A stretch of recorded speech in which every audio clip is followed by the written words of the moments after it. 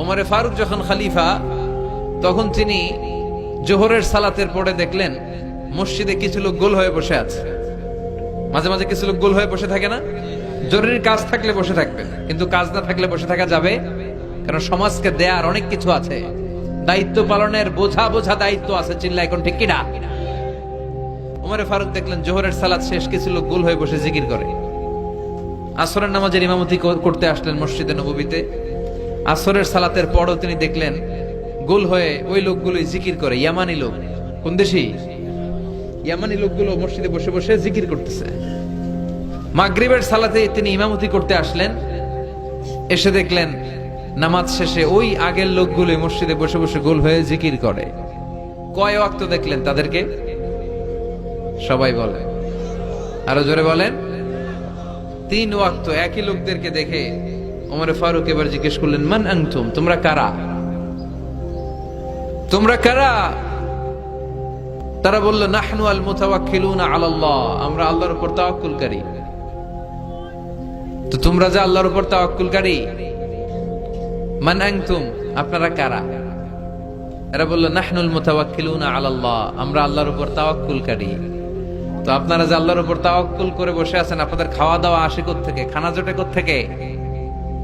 এরা বলল, আমাদের জিকির আর বুজুর্গি দেখে আশেপাশের লোকজন আমাদেরকে খাবার দিয়ে যায়। বুঝে কয় সুবহানাল্লাহ। তো ওমর ফারুক বললেন, আপনাদের জিকির আর বুজুর্গি দেখে যদি আশেপাশের লোকজন খাবার দিয়ে যায়, তাহলে তো আপনারা আল মুতাওয়াক্কিলুনা আলাল্লাহ নন, আনতুমুল মুতাওয়াক্কিলুন বা'দুকুম আলা বা'দ। তোমরা একে অপরের উপর তাওয়াক্কুলকারী। যারা খাবার দিয়ে যায় এদের উপর তাওয়াক্কুল, হেরা বাটি না নিয়ে আসলে তোমাদের জিকির থাকবে না। কথা বলেন। ওমরে ফারুক বললেন, এরপর থেকে যদি নামাজের পরে গোল হয়ে বসে থাকতে দেখি, পিটায় মসজিদ থেকে বের করবে। বের হয়ে যাও। বের করে দিলেন। এজন্য কোন যুবক সালাত শেষে মসজিদে বসে থাকবে না। সে তার কাজে যাবে। সমাজকে দেয়ার মতো, এলাকাটারে আলোকিত করার মতো, দায় দায়িত্ব পালনের মতো অনেক বোঝা তার কাঁধের উপর আছে না নাই? এজন্য আল্লাহ বললেন, ফাইদা কুদিয়াতিস সালাতু ফান্তাশিরু ফিল আরদি ওয়াবতাগু মিন ফাদলিল্লাহ। যখন জামাতে সালাত আদায় করবে, আদায় শেষে তোমরা মসজিদ থেকে বের হয়ে যাও। মসজিদ থেকে বের হয়ে আল্লাহর রিজিক তালাশ করো। মিন ফাদলিল্লাহ, ফদল মানে রিজিক, ফদল মানে অনুগ্রহ। সম্মানিত ভাইরা খেয়াল রাখবেন, মসজিদের বাইরে পাওয়া যায় ফদল, আর মসজিদের ভিতরে পাওয়া যায় রাহমা। মসজিদের বাইরে কি? ফদল মানে রিজিক। এজন্য মসজিদ থেকে বের হওয়ার সময় আমরা কি পড়ি? আল্লাহুম্মা ইন্নী আসআলুকা মিন, এই দেখেন এই কথাটাই আল্লাহ বলছে, মিন ফাদলিল্লাহ, মিন ফাদল। মসজিদ থেকে বের হইলে ফদল পাওয়া যায়, মানে রিজিক পাওয়া যায়, আর মসজিদে পাওয়া যায় রাহমা। এজন্য মসজিদে ঢোকার সময় কি পড়ি? আল্লাহুম্মা ইফতাহ লি আবওয়াবা। আমরা যখন মসজিদে ঢুকি আমরা বলি, আল্লাহুম্মা ইফতাহ লি আবওয়াবা রাহমাতিক, আল্লাহ তোমার রহমতের যত দরজা আছে সব আমাদের জন্য খুলে দাও। আবার মসজিদ থেকে যখন বের হয়ে যায় তখন আমরা বলি, আল্লাহুম্মা ইন্নী আসআলুকা মিন ফাদলিক, আল্লাহ জামাতে নামাজ পড়লাম, তোমার দেয়া বিধান বাস্তবায়ন করলাম, সালাত আদায় করলাম, এখন মসজিদ থেকে যখন বের হব রিজিক দিয়ে তুমি আমারে ধন্য করে দাও। রিজিক কি মসজিদের ভিতরে না বাইরে? তাহলে নামাজ পড়ার পরে রিজিক তালাশ করতে যেতে হবে মসজিদের বাইরে। চিৎকার করে বলেন ঠিক কিনা?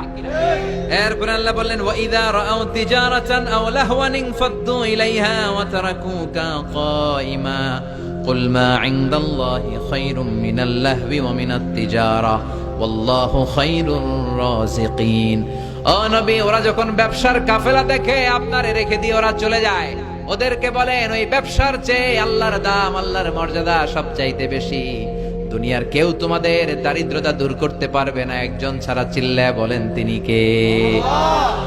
আমরা ইসলাম ধর্ম গ্রহণ করার কারণে অহংকার বোধ করি, গর্ববোধ করি, আল্লাহ শুকরিয়া করি, ঠিক কিনা?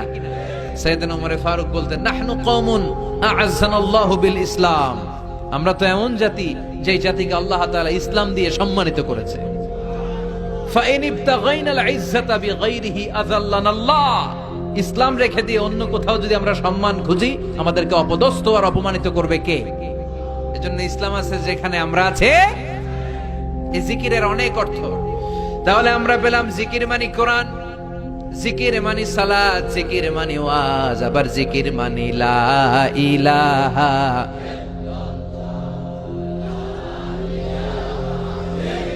সুবহানাল্লাহ, আলহামদুলিল্লাহ, লা ইলাহা, সুবহানাল্লাহ,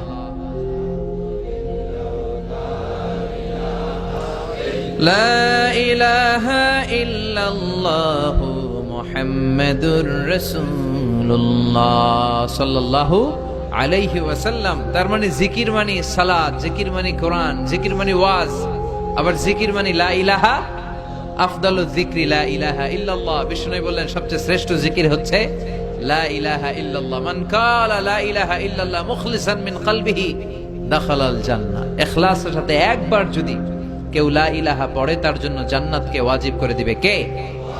আবার বিষ্ণু বললেন লা ইয়াজালু লিসানুকা রাতবান মিন যিকরিল্লাহ। আল্লাহর জিকির থেকে কখনোই যেন তোমরা খালি হয়ে না যাও, সবটা সময় আল্লাহর জিকির দিয়ে জিহ্বাটারে ভিজিয়ে রাখবা। সব সময় জিহ্বাটারে কার জিকির দিয়ে ভিজিয়ে রাখবো? আবার বিষ্ণু বলতেন আহাব্বুল কালাম ইলাল্লাহি আরবা। আল্লাহর কাছে সবচেয়ে প্রিয় কথা চারটি। এক হচ্ছে সুবহানাল্লাহ, দুই হচ্ছে আলহামদুলিল্লাহ, তিন হচ্ছে লা ইলাহা, চার হচ্ছে আল্লাহু আকবার। আওয়াজ করে বলেন তো, এক নম্বরে কোনটা? দুই নাম্বার, তিন নাম্বার, চার নাম্বার?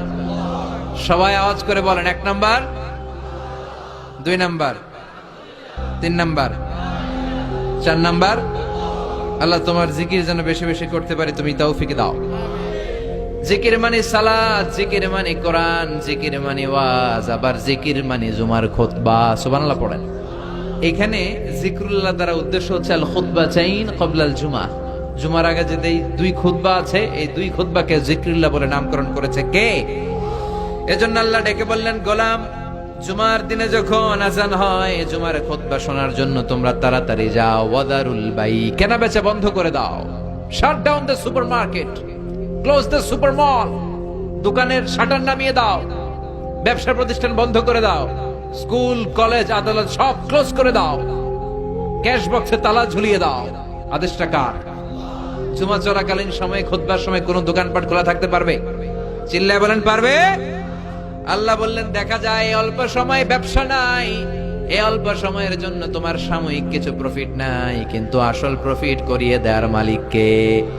যালিকুম খায়রুল লাকুম ইন কুনতুম তা'লামুন। এটাই তোমাদের জন্য কল্যাণকর যদি তোমরা বুঝো।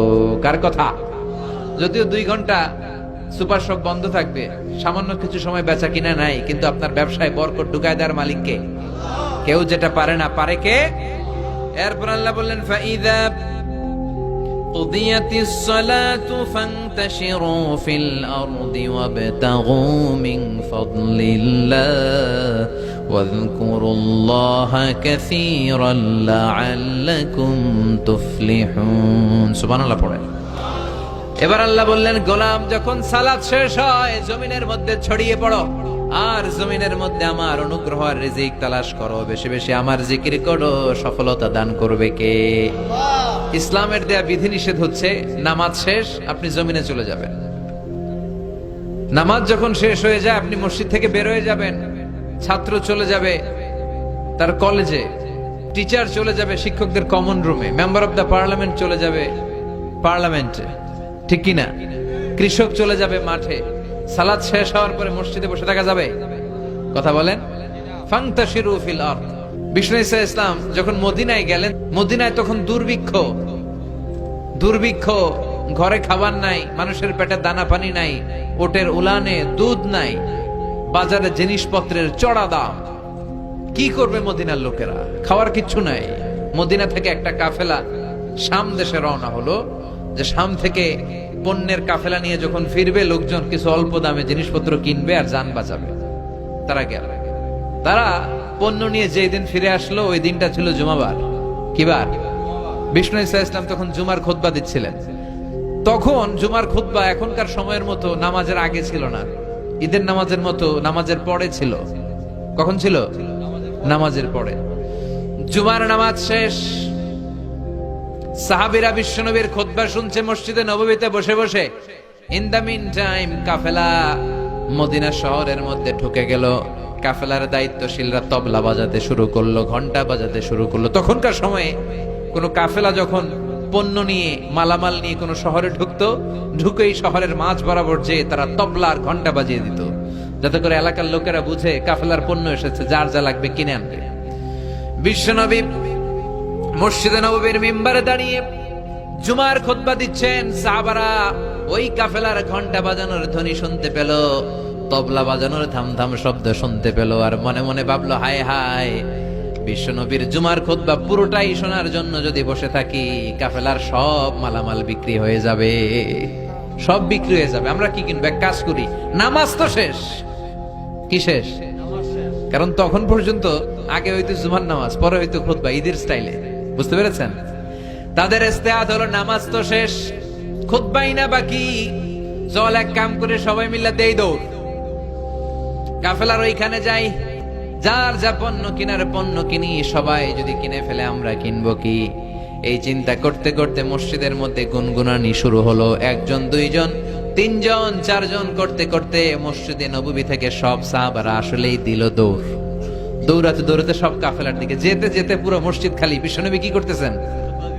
জুমার খুতবা দিচ্ছেন মিম্বারে দাঁড়িয়ে। যেতে যেতে তাফসিরে এসেছে 12 জন সাহাবা ছাড়া বাকি সব দৌড়। ওয়াতারাকুকা খাইমা, ও নবী, তারা আপনাকে মিম্বারে দাঁড় করিয়ে রেখে, জুমার খুতবা প্রদান করা অবস্থায় দাঁড় করিয়ে রেখে ওরা চলে যায়। এই দৃশ্যটা আরশের উপর থেকে আল্লাহ দেখে বরদাস্ত করতে পারে নাই, তাই ধমক দিয়ে এই সূরা জুমার এই আয়াত নাজিল করে দিয়েছে। পড়েন সুবহানাল্লাহ।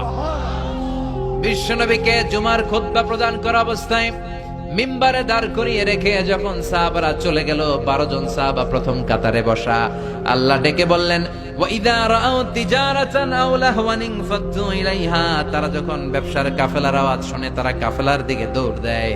ওয়া তারাকুকা খাইমা, আর আপনারে মিম্বারের উপর দাঁড় করিয়ে রাখে। কুল, নবী আপনি বলে দেন, মা ইনদাল্লাহি খায়রুম মিনাল লাহওয়ি ওয়া মিনাত তিজারা, ও নবী বলে দেন, ওই কাফেলার মধ্যে যা পাওয়া যাবে মসজিদে বসে খুতবা শুনলে তার চাইতেও বেশি বরকত পাওয়া যাবে। ওদেরকে বলে দেন, আল্লাহর কাছে যা আছে ওইটা ওই কাফেলার পণ্যের চাইতে অনেক গুণ শ্রেষ্ঠ, অনেক গুণ দামি, অনেক বেশি বরকতময়। চিল্লায় বলেন ঠিক কিনা? কারণ আল্লাহু খায়রুর রাজিকিন, আল্লাহ হলো আসল রিজিক দাতা। দুনিয়ার বুকে কেউ কাউরে রিজিক দিতে পারে না, রিজিক দেওয়ার মালিক কে? আমাদেরকে খাদ্য দেয় কে? নাকি আমগো খাদ্যমন্ত্রী, প্রধানমন্ত্রী? আমাদেরকে রিজিক দেয় কে? ওয়াতারাকুকা কাইমা, ও নবী আপনারে মিম্বারের মধ্যে দাঁড় করিয়ে রেখে ওরা চলে যায়, এটা আমি বরদাস্ত করলাম না। আমি তাদেরকে ধমক দিয়ে আয়াত নাজিল করে দিলাম। ওদেরকে জানিয়ে দেন, দুনিয়ার এই ভোগের সামগ্রী আর ব্যবসার পণ্য থেকে আল্লাহর কাছে যা আছে ওইটার দাম ঢের কোটি গুণ বেশি।